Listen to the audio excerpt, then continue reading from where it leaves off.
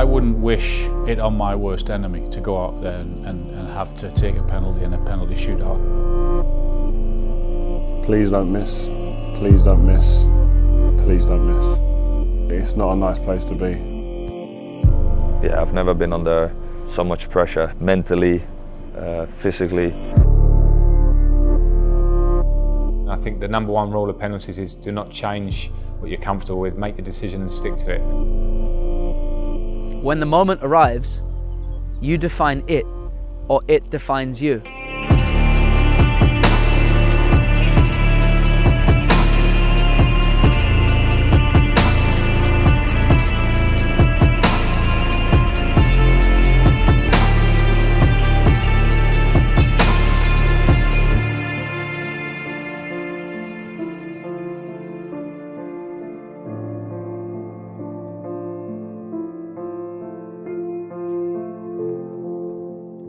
Well, a penalty shootout is different from taking a penalty in the match because you get the thing where teams are in the centre circle or on the halfway line. You have to walk all the way to the penalty spot, which is unique because that doesn't happen in a football match because normally you're surrounded, you're in the box and then you pick it up and you put it on the spot and you go and take it.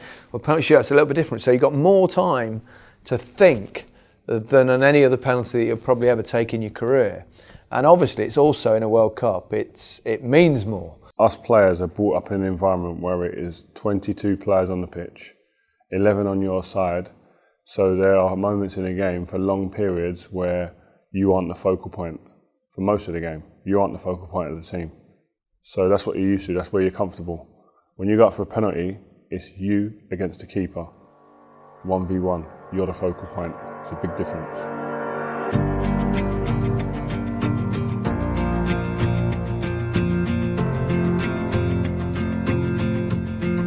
A free shot from 12 yards can be hard because the temptation for distraction can enter into an athlete's mind.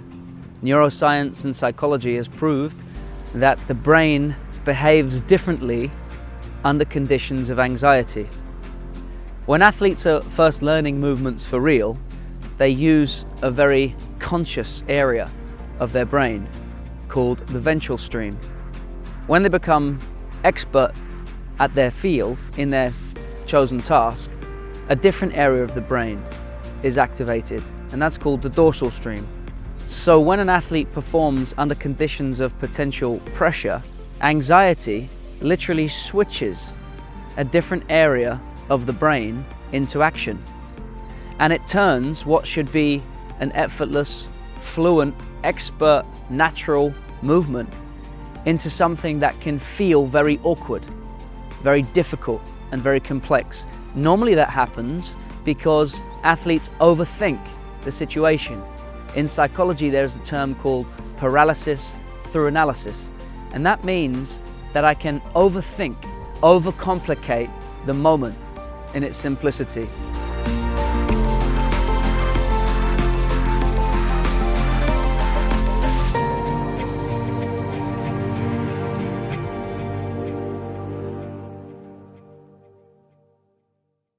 So the first shootout in a World Cup was in 1982, and it couldn't have been more dramatic. It was West Germany against France in the semi-final. This was the first World Cup that was shown all around the world in colour TV. So the images really much more impactful now as well.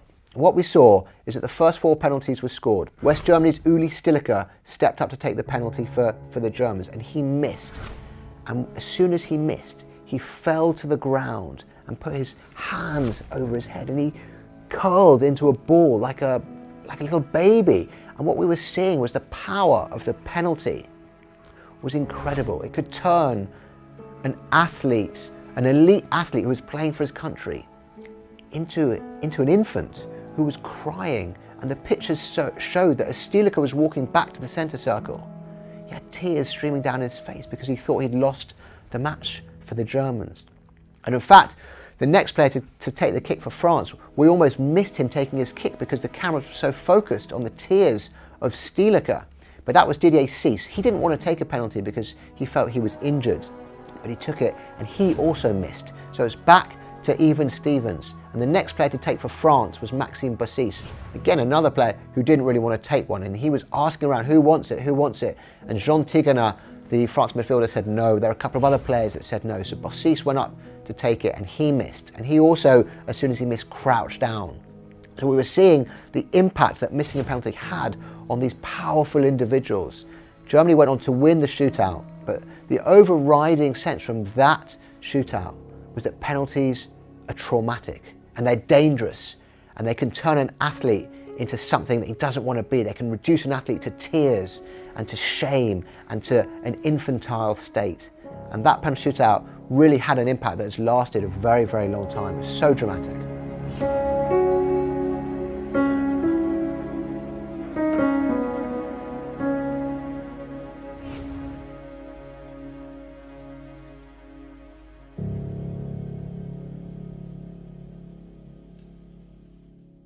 Well, we're playing for England in the 1990 World Cup against Germany in the semi-finals. Germany took the lead with a fluke, deflected goal from a free kick, hit Paul Parker, and it just looped up over Pete Shilton. So I managed to equalise with 10 minutes to go.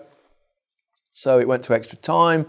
Then it went to penalties, which was the first penalty shootout that England had been involved with at that stage, and it was 3-3. Both teams had scored their first 3 penalties. I took the first one, and then Platt and Beardsley scored as well, and then sadly for us, Stuart Pearce smashed one, hit the goalkeeper's legs or hip or something, and then Chris Waddle blazed one high and wide, and we were out, and it was desolation.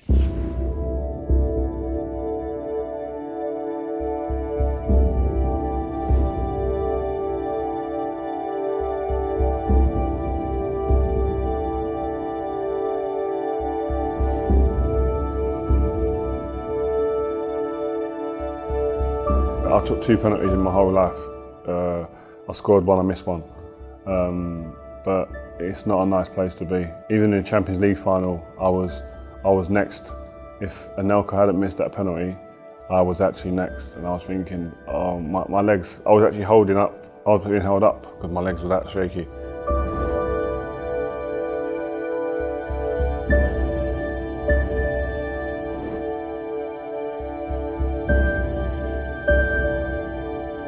Well, the initial reaction to penalty shootouts by players and teams would be as you would expect. The winners thought it was a great idea, and the losers would say, this is really unfair. But that really reached its peak in 1994, when it was the World Cup final that was to be decided on a penalty shootout. And this was the first time a final had been decided on penalties.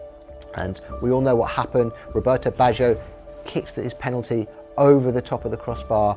Brazil won the World Cup. The Italians, some of whom actually felt that it was an unfair way to decide such a big game. Baggio was one of them. He didn't want to be in that position and obviously be remembered for such a tragic moment. But not all of Baggio's teammates agreed. In fact, Daniele Massaro, who also missed a penalty in the shootout, said, I'm still a fan of the shootout.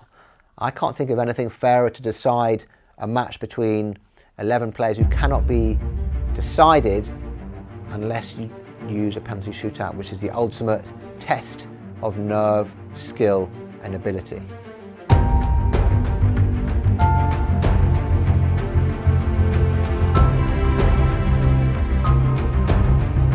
We go to penalties, and we sort the 5 guys who are about to take the penalties, and I always like to go up first to try and get off to a good start. But of course, I'd taken a penalty in the 90 minutes against them, so I was thinking, what is the goalkeeper thinking? Is he thinking I'm going to go the same way, or am I going to change my mind and go to the opposite side? I went to his right-hand side high with the first penalty, and I stuck to that, and I thought, you know what, if I hit it hard enough and put it to where I want to go, then the keeper shouldn't stop it anyway, irrespective of whether he guesses right.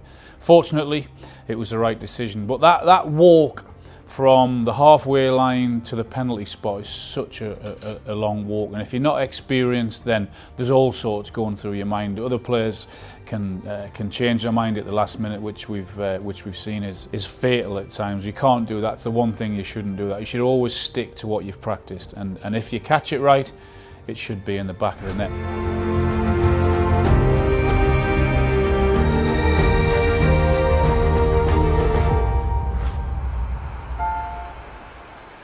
my penalty kick against Portugal in 2006, the difference for me in not being successful, and generally I was pretty successful with penalties, was that I had worked so hard on practice, which is one thing, I always did that.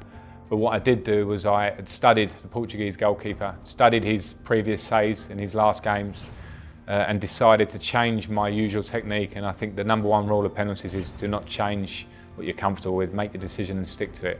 I changed and he saved it. Those who are successful in the moment to perform under pressure when it matters have the capacity to stay centered, composed and focused in the moment. The famous case of Pirlo in the European Championships against England. When such an amount of pressure was on that moment, he chose to embrace the moment, to be completely composed, to watch, to see where the goalkeeper went, and then place the penalty straight down the middle with a little chip. Supreme composure. Steps into the moment, fully ready, prepared. So, responding to those moments is about how well an athlete can stay in control of their emotions, stay in control of their thoughts, and bring the energy back to themselves instead of focusing on the potential distraction around the moment.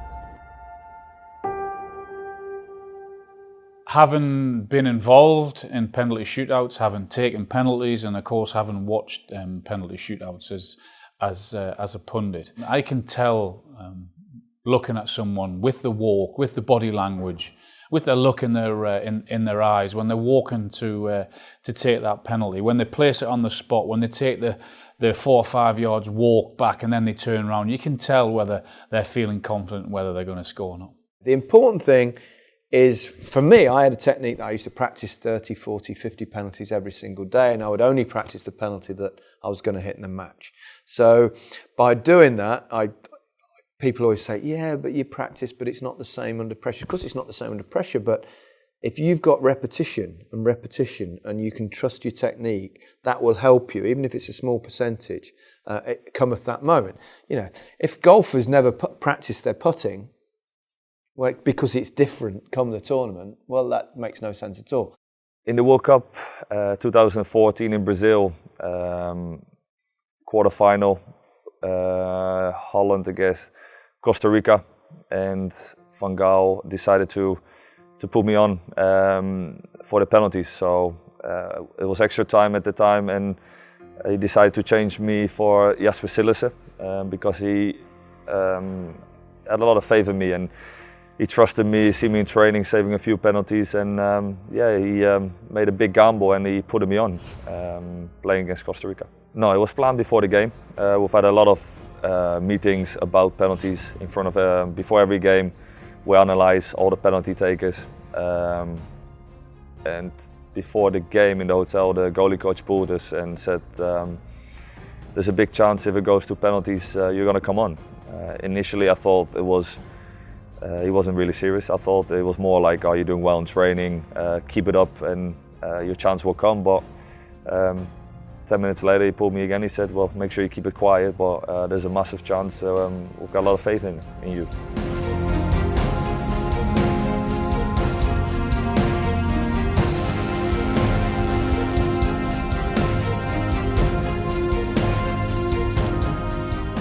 When it got to extra time, the nerves really started kicking in, and the realization of it actually could happen.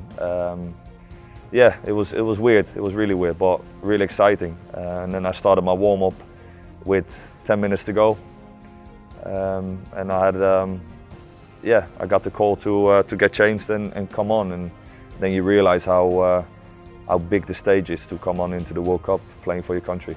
We analyzed it because Costa Rica had a penalty shootout in the game before. But in the shootout against us, they all went different way. For me personally, I could see it in their eyes. The two I saved were really nervous. You could see the pressure was getting to them. And the other two looked at me and with a smile. So they were quite more confident in their qualities.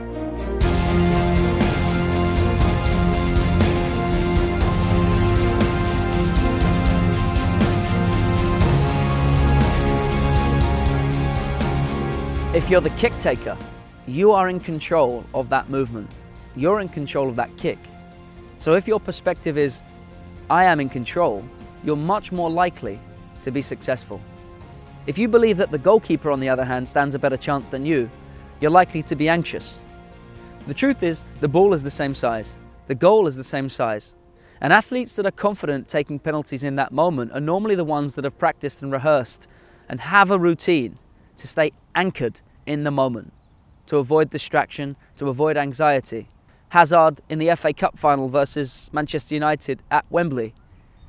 Almost for an instant, just nanosecond, looks up, looks to the left-hand side, tricks the goalkeeper, De Gea, goes to the right-hand side. It's a very subtle art of saying that I'm in control and I'm going to force you to go the wrong way. Stay completely composed and pick my moment. That's elite performance. That's elite mindset. I've never seen that before in my whole career. When I first faced, I think it was Hazard first, and I was still in the middle waiting for him to put his head down to react, and it was already in the back of the net. So yeah, it's definitely experience. It's definitely the experience will, you see moments happen again and patterns.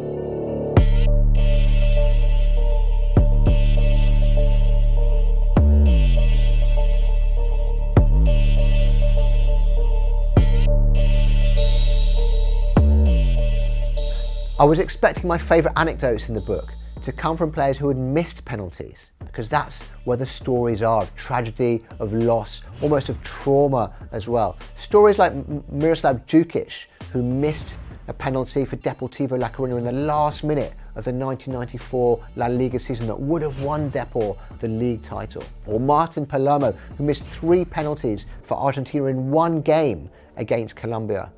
Diego Maradona said about him afterwards that he was the bravest player on the pitch because he'd already missed 2 penalties, and you need serious balls if you've missed 2 penalties and you're still taking a third. Those stories are amazing, but for me, the memorable stories are of the players who scored against the odds almost and became heroes as a result. Like Antonin Panenka in 1976, whose chipped penalty down the middle of the goal, very slow, won Czechoslovakia the 1976 European Championship. Panenka had been practicing that penalty for 2 years before he took it.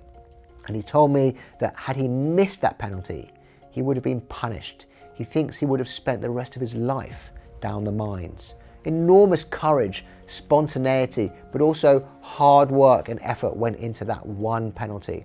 I also like the penalty that Brandi Chastain took to win the 1999 Women's World Cup for the USA. It was a pivotal moment in the development of women's football in that country and around the world, so the impact of that was enormous. Those 2 penalties really had an impact beyond just that penalty itself.